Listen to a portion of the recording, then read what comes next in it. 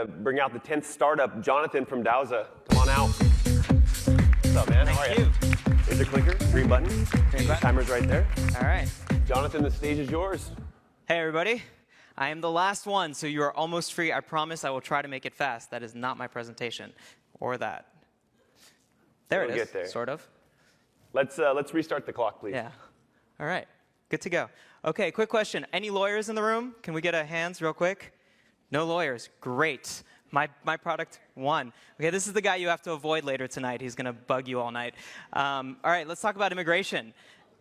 Immigration, it is a huge market. Millions of people come to the United States every year, and they spend billions of dollars paying lawyers to do almost nothing. And it's expensive, if I can get my, oh, sorry. The government paperwork sucks, and that's why we do it. And there's no help. It's super expensive. If you want to get your visa today, and a lot of you I know are trying to get your visas today, get ready to spend the big bucks. So here we are, Dowza, the first fully automated digital consulting platform for all your immigration needs. What does that mean? It's a lot of buzzwords, I know. It means design, content, and intelligence. I'll break it down. Design. We believe that UI and UX has the ability to fundamentally change the way people interact with forms. We use it, and we use it very, very well to help people get through forms, understand them better, know what they're doing, and just actually kind of enjoy it. Content. Right now, the answer to all your questions, every single immigration question you have, is locked up in a safe in your immigration lawyer's room. They do not want you to know. It's a conspiracy, everyone. Wake up, you're zombies. It is all about the content. We are here to give you those answers. We will give you not only the answers you want, we will give you the answers you didn't even know you wanted. We are here to make sure that even before you think of your question, we've got your answer. How do we do that? And this is the interesting part.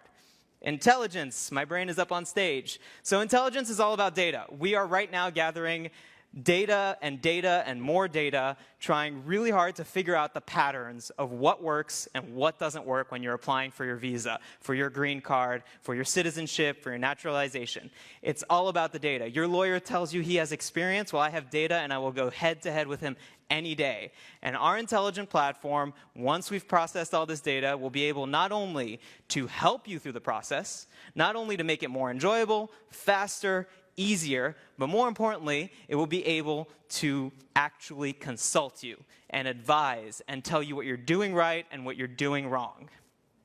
At the end, it's faster, it's easier to understand, and it's smarter than your attorney. I'm sorry, Scott. And all that for a lot less money. Right now, we just closed our seed round this morning, actually, and we are collecting data sets. We're working to get as much data as we can. We're refining product market fit. That's me. That's my partner, Vincent. He's somewhere in the back over there. Go say hi, and that's all I got. Thank you very much. Big round of applause. Good job, dude. Congratulations on the seed round. Thank you. Who's got their first question? I think Scott. Yeah, Scott. I think Scott earned that one. Okay, I set myself up for this. Rip him. Destroy him. So I've only had to do immigration work once as a pro bono case for somebody who was applying for asylum here. But it can get pretty tricky, and there are a lot of major variances between cases because of the specifics of their circumstances. And a lot of the times, the clients don't have access to the documents and don't even know how to get access to the documents. So a lot of it comes down to actually providing advice and consultancy to those clients who sometimes don't speak English very well. Absolutely. So, and have local and specific local issues to their countries on immigration questions. So how do you, first of all, get around all those questions? And then second of all, how do you provide legal advice without being a law firm and without being an attorney? Okay, so I'll take those separately. First question, so to the asylum cases, absolutely. I joke that we're trying to replace all immigration attorneys, but realistically, asylum, deportation, there are complicated cases. They represent a minority of the number of people coming to this country every year, and it's a really, really small minority. The vast majority of cases are very, very paperwork heavy, and a lot less about, what's in the case and what kind of documents you have. It's really just about filing the paperwork correctly. And a lot of people, to your point, can't file the paperwork correctly because they don't speak the language, they don't know what a social security number is, they don't know what a TIN is, and just translating those forms and just making it easier allows us to process, I mean, to give you the numbers more or less, out of all the visas out there, there's about 12 million visas granted to the US every year. 9 million are the B visa, which is just paperwork, 100%. So it's really the vast majority.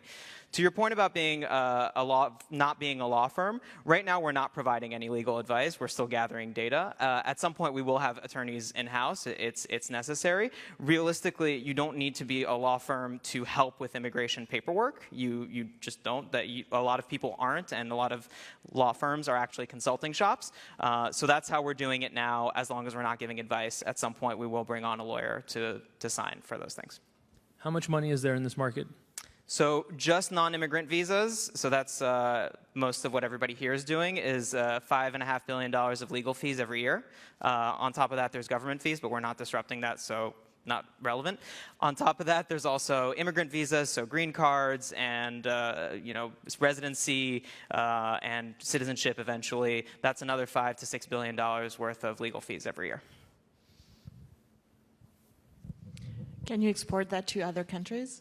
Yeah, so our goal, like our macro goal, is to be the force between moving across borders. There are every year more and more people moving, whether it's actually to move or even just to visit, and the truth is the pace of governments hasn't kept up with the fact that today people cross borders really, really fast, and yet they still have to go through a lot of this paperwork. So the idea for us is to build a brand of the whole world. Whenever you're crossing a border, we're the go-to. And in the first step, that's immigration, and that can be a lot of things that go with it.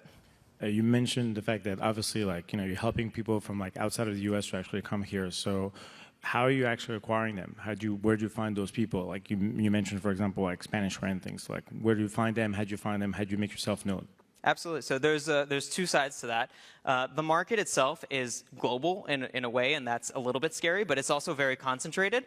About 70% of visas come from only 4 countries. It's China, India, Mexico, and Brazil. And within those countries, it's really just a couple big cities. So there are ways to build consumer brands in these cities.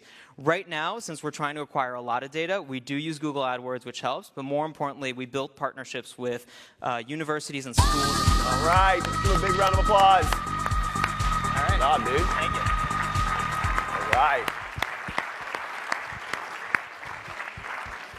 I love it. I love it. So just before I let you go and decide who our winners are, I want to say for these pitch competitions, it's really important that the startup is able to get up here and give a coherent 3-minute pitch.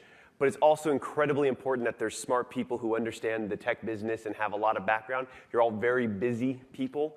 You've got very important things to do, so I really appreciate you taking the time to be here with us today to share some discussions with these startups. And so I think we should give them another big round of applause. Thank you, guys. So find our winner. Thank you, Jason. Pleasure. Thank you all. So